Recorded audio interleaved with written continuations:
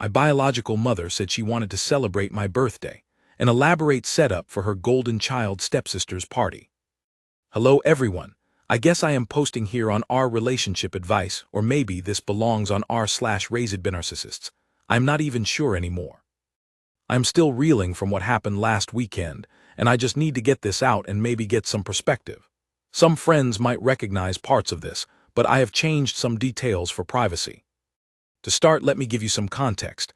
I am Chloe, 29 years old, female. My biological mother, let's call her Karen, is in her early 50s. She is married to my stepfather, David, also early 50s. They have a daughter together, my stepsister Olivia, who is 26 years old. My biological father is not really in the picture anymore. That's a whole other story, but basically, my parents had a very messy divorce when I was about 3 years old. Karen left my dad for David pretty quickly after the split. Things were chaotic, and honestly, neither of my biological parents seemed equipped to handle a toddler amidst their drama. My paternal grandparents stepped in and eventually adopted me. They are the most wonderful, loving people I know, and I consider them my real parents in every sense that matters. They gave me a stable, happy childhood filled with love and support, something I doubt I would have gotten otherwise. My relationship with Karen over the years has been, well, strained is putting it mildly. She lived in a different city for most of my childhood with David and Olivia. There were sporadic visits, awkward phone calls on birthdays and holidays, usually initiated by my grandparents encouraging me to maintain some connection. Karen always seemed distant, preoccupied. She would send gifts that felt impersonal, often things Olivia liked rather than anything tailored to my interests. Visits felt forced, like I was an obligation she had to fulfill occasionally.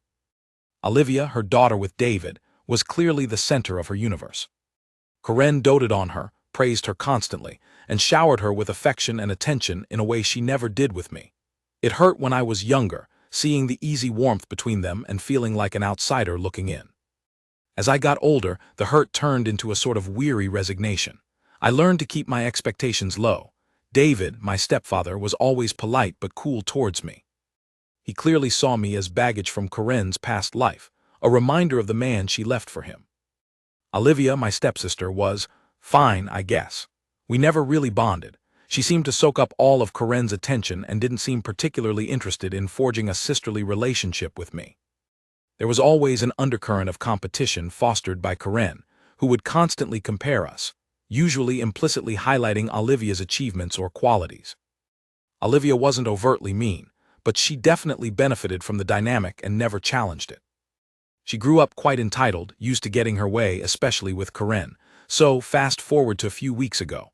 My 29th birthday was approaching. Out of the blue, I get a call from Karen. This was unusual in itself. Usually it was just a quick text or maybe a card. She sounded unusually cheerful, almost giddy. She told me she had been thinking a lot lately about missed opportunities and how she wanted to build a better relationship with me. She said she regretted not being more present in my life and wanted to make up for it. Then came the kicker.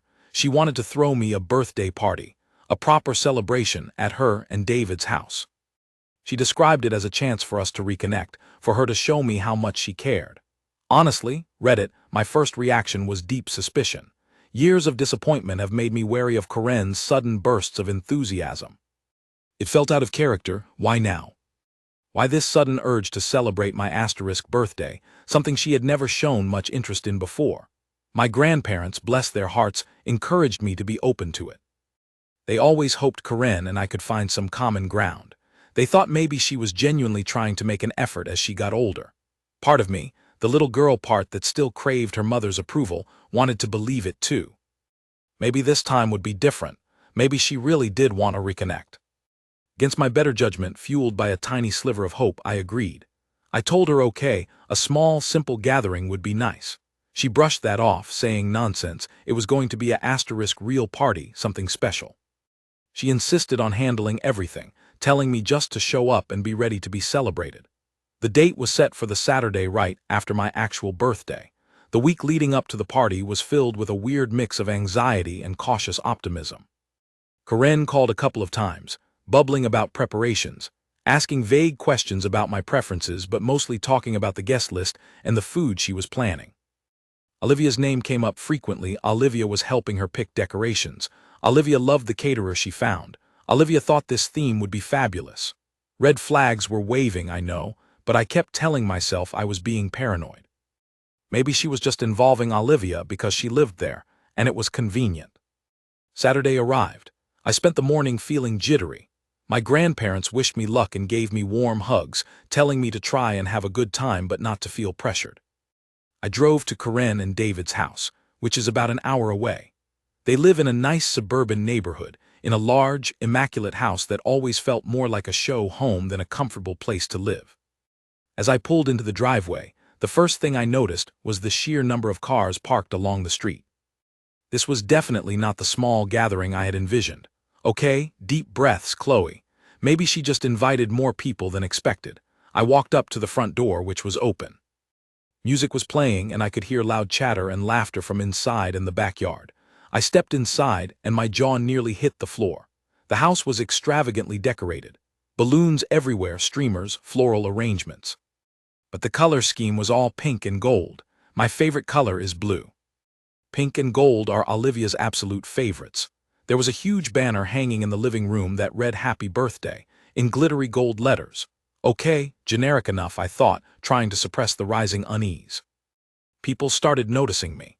Some were distant relatives I barely knew, neighbors of Karen and David, and quite a few faces I didn't recognize at all, who all seemed to be friends of Olivia. Everyone greeted me politely, wished me a happy birthday, but there was a weird vibe.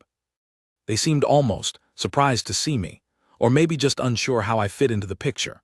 Karen rushed over, beaming, wearing a dress that looked way too fancy for a casual birthday party. She gave me an air kiss and gushed about how wonderful I looked.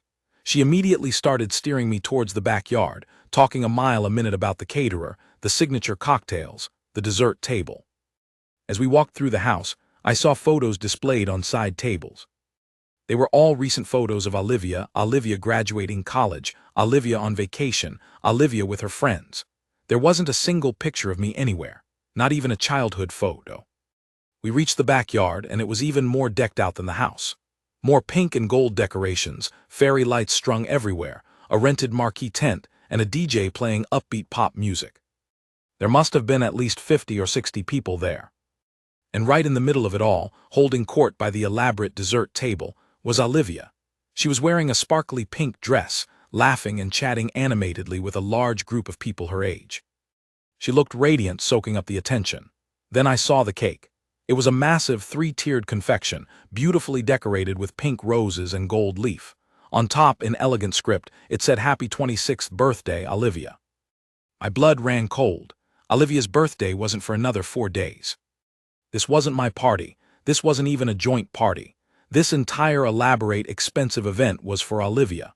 My birthday, the supposed reason for this gathering, was just a pretext.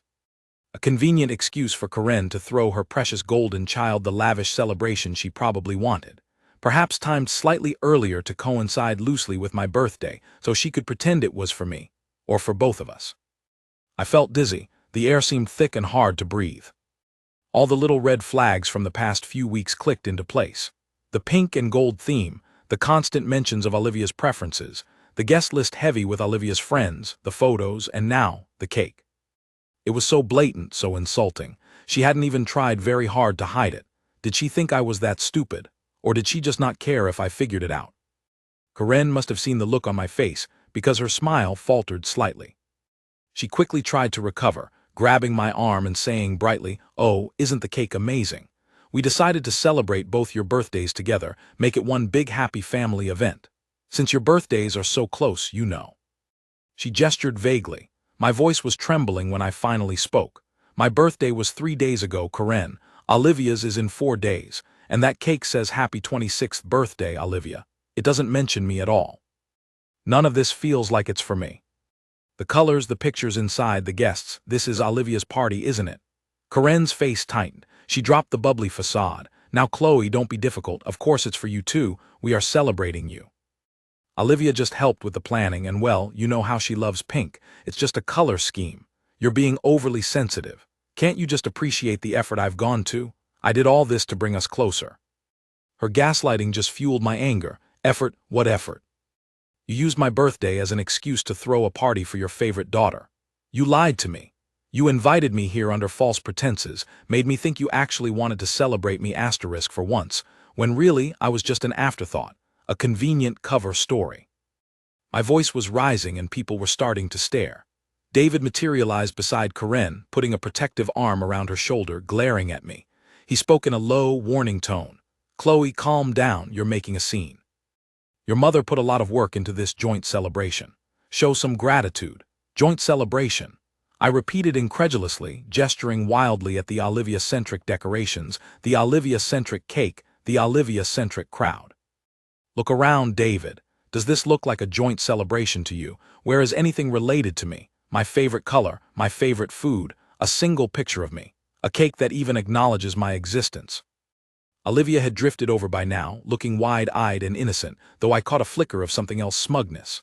Annoyance that I was ruining her asterisk party. She chimed in, her voice dripping with faux concern. "Chloe, what's wrong? Mom worked so hard. We were so excited to celebrate with you. That pushed me over the edge." I turned to Karen, ignoring David and Olivia. My voice shook with years of suppressed hurt and anger. "Why would you do this, Karen? Why go through this elaborate charade? Was it so hard to just throw Olivia her own damn party? Why did you have to drag me into it and humiliate me like this? Do you hate me that much?" Karen's face contorted with rage. Years of practiced composure crumbled. She practically spat the words out. "Hate you? Don't be ridiculous. But you have to understand, Chloe, you always make everything so difficult. You're just like your father, always finding fault, always complaining." "Olivia isn't like that. Olivia is easy, she appreciates things." And then came the part that shattered everything. Her voice lowered, but it was filled with a venom I had never heard before. "Maybe if you weren't such a constant reminder of a miserable time in my life, things would be different. Every time I looked at you, I saw him, I saw the mess, the struggle. Olivia is my fresh start. She's from my real family, my happy life with David. It was easier this way, Chloe. It was always easier to focus on her, on the positive. Honestly, giving you up to your grandparents was the best decision I ever made. It was a relief." Silence fell. Even the music seemed to pause. The air crackled with the weight of her words. She had finally said it. The secret I think I always knew deep down but never wanted to admit. I wasn't just less favored. I was a burden, a painful reminder she actively pushed away. Olivia wasn't just preferred. She was the symbol of the life Karen actually wanted, a life I had no real part in. Giving me up wasn't a sacrifice, it was a relief.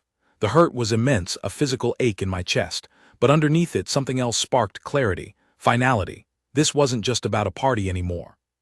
This was about decades of emotional neglect, manipulation, and lies. This was the end of any lingering hope for a real relationship with her. I looked at Karen's furious face, David's stony expression, Olivia's carefully blank mask. I didn't belong here, I never had. Without another word, I turned around and walked away. I walked through the crowd of stunned strangers, past the pink and gold balloons, past the photos of Olivia, out the front door, and got into my car. I didn't look back. I drove away from that house, from that sham of a party, from the woman who gave birth to me but never truly wanted me. The drive home was a blur of tears and anger and a strange, hollow sense of release. I cried for the little girl who just wanted her mom. I raged at the cruelty, the casual disregard. But I also felt free. The pretense was over. I didn't have to keep trying, keep hoping, keep setting myself up for disappointment. When I got back to my grandparents' house, they took one look at my face and knew. I broke down and told them everything Karen had said, the real reason behind the party, the awful things she confessed in her anger. They held me, comforted me, and expressed their own quiet fury at Karen's behavior. My grandmother said with tears in her eyes, her loss, sweetheart, her terrible loss. You are our daughter, and we are so incredibly proud of you. They reassured me that my worth was never tied to Karen's acceptance. They reminded me of the love that had surrounded me my entire life, the love that was real and unconditional. It's been a few days now. I have blocked Karen, David, and Olivia on my phone and all social media. I feel numb, hurt, but also strangely calm. It's like a weight I didn't fully realize I was carrying has been lifted. The hope is gone, but so is the constant striving for something I was never going to get. So Reddit, that's the story. It feels surreal typing it all out. Part of me feels guilty for blowing up, for making a scene. Another part feels validated, like I finally stood up for myself after years of swallowing my feelings. Was I the asshole for confronting them and ruining the party? Or was this confrontation long overdue? What do I even do now? Any advice on how to navigate the aftermath of completely cutting off my biological mother would be really appreciated.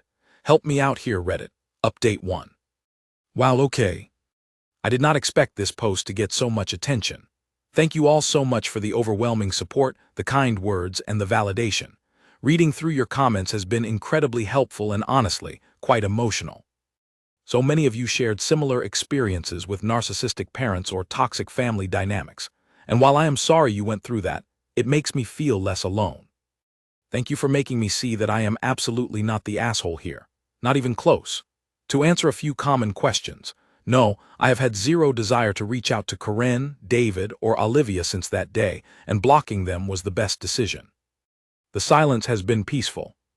My grandparents have been my rocks, constantly checking in, making sure I am eating, and just being their wonderful selves.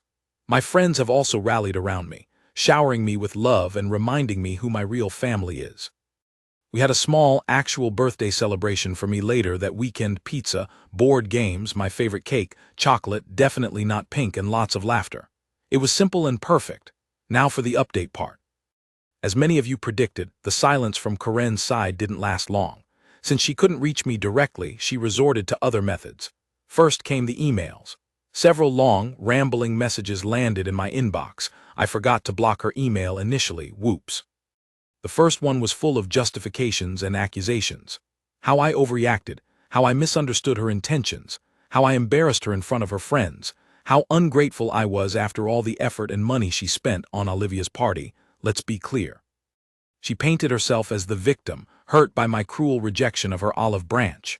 There was no apology, no acknowledgement of the core issue, the deception, the favoritism, the horrible things she said. It was pure gaslighting and deflection. I read the first one, felt a surge of anger, and then deleted it and blocked her email address. I didn't bother reading the subsequent ones that went straight to spam. Next came the flying monkeys, just like some commenters warned. A distant aunt, Corinne's sister, whom I barely speak to, called me. She started the conversation innocently enough, asking how I was, but quickly pivoted to Corinne's side of the story. She relayed how devastated Corinne was, how I had broken her heart, and how family should stick together no matter what. She suggested I should be the bigger person and reach out to apologize for the scene I caused. I calmly but firmly told my aunt that she only heard one side of a very manipulated story, that Corinne's actions were deeply hurtful and dishonest, and that I was not interested in reconciling or discussing it further. I explained briefly about the party clearly being for Olivia and the awful things Corinne admitted. My aunt seemed taken aback, mumbled something about misunderstandings, and quickly ended the call. I haven't heard from her since. I suspect Corinne fed her a highly sanitized version of events. Then David tried contacting my grandparents. He left a voicemail, sounding quite stern, saying they needed to talk to me, that my behavior was unacceptable, and that I owed Corinne an apology for my outburst. My grandfather listened to the message, scoffed, and deleted it. He told me later that man has no standing to lecture anyone about family values after enabling Corinne's cruelty for years. Good riddance to them all. Their unwavering support means the world to me. Olivia has been completely silent, which doesn't surprise me. She likely got her big party, or maybe I ruined the mood. Who knows? Who cares? And is probably happy to have me out of the picture so she doesn't have to share Corinne's attention even minimally. Or maybe Corinne told her not to contact me. Either way, her silence speaks volumes about her character and her complicity in Corinne's games. So that's where things stand. It's still raw, and I know the emotional processing will take time. I have scheduled an appointment with a therapist who specializes in family trauma, as many of you wisely suggested. I need to unpack decades of this dynamic and learn how to heal properly. But overall, I feel a sense of clarity and empowerment I haven't felt before. Cutting contact was painful but necessary. I finally chose myself, my peace, and my true family, my amazing grandparents and friends. Thank you again, Reddit, for helping me see that so clearly. Update 2. Hello again, Reddit. It has been several months since my original post and first update, and I wanted to share a final chapter on this whole saga, especially since so many of you were invested and offered such incredible advice and support. Reading your messages truly helped me navigate the initial fallout and stay strong in my decision.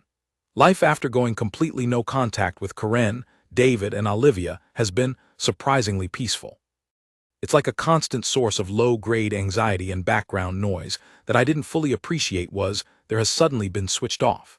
There were definitely moments of sadness, grieving the mother relationship I never had and now know I absolutely never will. But that sadness is increasingly overshadowed by relief and a growing sense of self-worth. Therapy has been instrumental. My therapist is wonderful and has helped me unpack the complex emotions tied to my childhood, the adoption, and Karen's consistent emotional neglect and narcissistic traits. We have worked through the guilt trips. Oh, the phantom guilt is real, even when you know you did the right thing. The ingrained patterns of seeking approval and the residual anger. Recognizing Karen's behavior as part of a larger pattern, likely rooted in her own issues, doesn't excuse it, but it helps depersonalize it slightly. It wasn't about me not being good enough. It was about her inability to be the mother I needed and deserved. There were a couple more attempts from Karen's camp to breach the no-contact wall, but they were weaker and more indirect. Another relative tried to mediate, pushing the narrative that I was tearing the family apart over a simple misunderstanding about a party. I shut that down quickly and politely, reiterating my boundary. There was also a birthday card sent to my grandparents' house for my actual 30th birthday recently. They must have forgotten they burned the bridge spectacularly on my 29th. It contained a generic greeting and a check, with no personal message or apology. It felt like a transactional attempt to buy back goodwill or perhaps ease Karen's conscience. My grandparents asked what I wanted to do with it. After a moment's thought, I asked them to shred the check and toss the card. Accepting it would have felt like accepting her terms, like letting her think money could fix the deep wound she inflicted.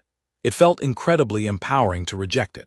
My relationship with my grandparents has deepened even further, if that was even possible. Free from the shadow of Karen's drama, we have been able to focus purely on our own bond. They are my true north, my unwavering support system. My friends have also been amazing, celebrating my freedom from that toxic dynamic and cheering me on. Professionally, I have felt more focused and energized. It's amazing how much mental energy was being consumed by managing the relationship with Karen, even when it was low contact. Personally, I feel lighter and more optimistic about the future. I am focusing on building healthy relationships, nurturing my friendships, pursuing my hobbies, and generally creating a life filled with joy and authenticity, things that were often overshadowed by the obligation and hurt associated with Karen. I occasionally wonder what Karen, David, and Olivia are up to, but the curiosity is fleeting. I don't check their social media, not that I could, being blocked, but I have no desire to find ways around it. Their lives, their choices, their drama, it's no longer my burden to carry or even witness. I genuinely hope Olivia enjoys being the sole focus of Karen's world. She certainly seemed built for it. As for Karen, I pity her in a way. She chose image over substance, favoritism over fairness, and ultimately pushed away a daughter who, despite everything, kept hoping for a connection for far too long. As my grandma said, it truly is her loss. So the positive ending many of you wished for me is definitely happening. It's not always easy, healing is not linear, but I am unequivocally better off. I have defined my family on my own terms, surrounded by people who love and respect me for who I am. The birthday party fiasco was the catalyst I needed to finally break free. Thank you, Reddit, for being a sounding board during one of the most difficult moments of my life. Your collective wisdom and support were invaluable. For anyone else dealing with toxic family members, please know that prioritizing your own mental health and peace is never selfish. Sometimes the hardest goodbyes lead to the most liberating hellos. Hello to a life free from manipulation and hurt. So I guess the final question isn't really am I the asshole, because you all assured me I wasn't. Maybe it's more, did I do the right thing for my long-term happiness by cutting ties so completely? Based on how I feel now, months later, the answer is a resounding yes. What do you all think? Is walking away completely the best solution in situations like this? Thank you for watching. If you haven't subscribed yet, please do so and hit the notification bell to stay updated with more shocking real-life stories happening around you.